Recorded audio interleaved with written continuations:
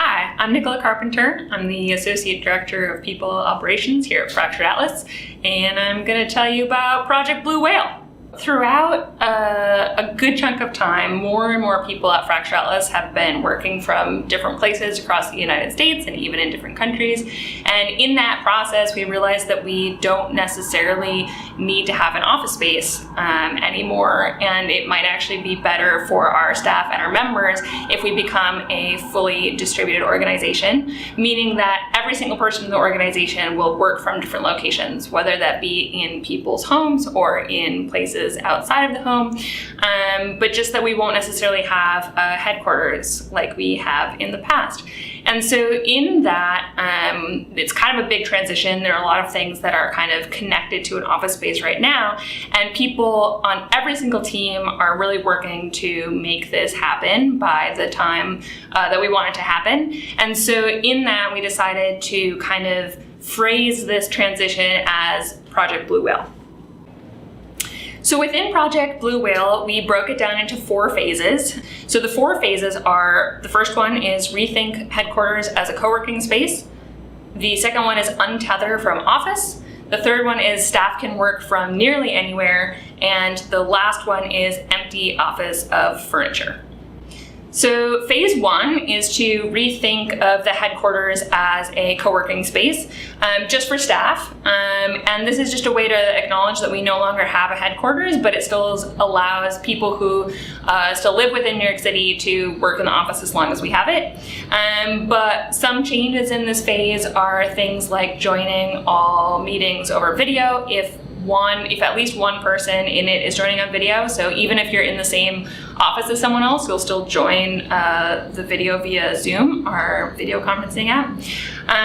The second phase is untether from office, which kind of comes slightly after this kind of change of thinking of the space not as a headquarters. And untethering from office just means that a lot of the processes that currently need an office, like mail, storage, kind of any of these things that require physical office space, we figure out ways to do them that does not require a physical office. The third one is staff can work from nearly anywhere, which is both kind of policies, figuring out kind of the HR side, but also what tools do people need to work from anywhere? What are the kind of security things that we need to think about? How do laptops work? How do any of our tools change? How do people print things and mail things if they need to do that? So these are all things that we're kind of going to be figuring out in that phase of staff can work from nearly anywhere.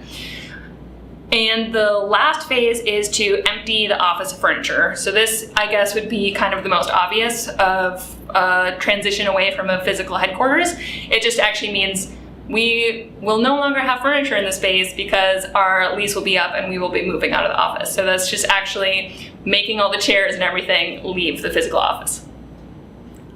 So if you read a lot about this kind of work, the words remote, virtual, distributed come up, and throughout the organization, we were also realizing that we're talking about it in different ways. And we purposely are not calling it remote because it kind of sounds like people are working on desert islands, and that's not the workplace culture that we want to have at Fractured Atlas. We communicate really frequently, whether it be by Slack or by video or in meetings, or we even had a party on Zoom, which was kind of a fun experiment. So we're not working on desert islands. We're not really remote. So that word didn't really make sense. And virtual or distributed both work.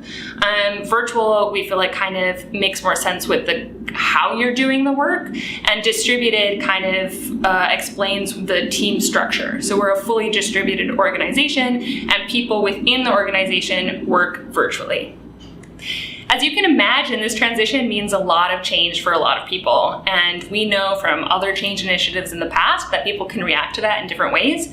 And so in this Blue Whale packet, we wanted to include some information about managing change and just understanding that change is not always the easiest to deal with, and just acknowledging that right up front. And so we listed a few questions. One of them is what if and how might we? We really love these questions, and also what can we do right now to work towards what we really want? Just some questions to ask yourself, ask people on your team, just to kind of help manage the change. And then we also really like this thing called SCARF, which is an acronym that tells you various ways that can kind of flip the fight, flight, or freeze switches in your brain. So we included those to help people understand change management a little bit more.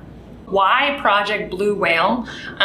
So it actually came up because I just literally Googled animals that can communicate across long distances, and the blue whale came up, and I thought that would be kind of fun to have just an easy way to remember it, because people in the organization were calling it so many different words. We were talking about it in so many different ways, so it seemed like it made sense to have one kind of cohesive name to call everything that we're doing surrounding the transition to a fully distributed organization.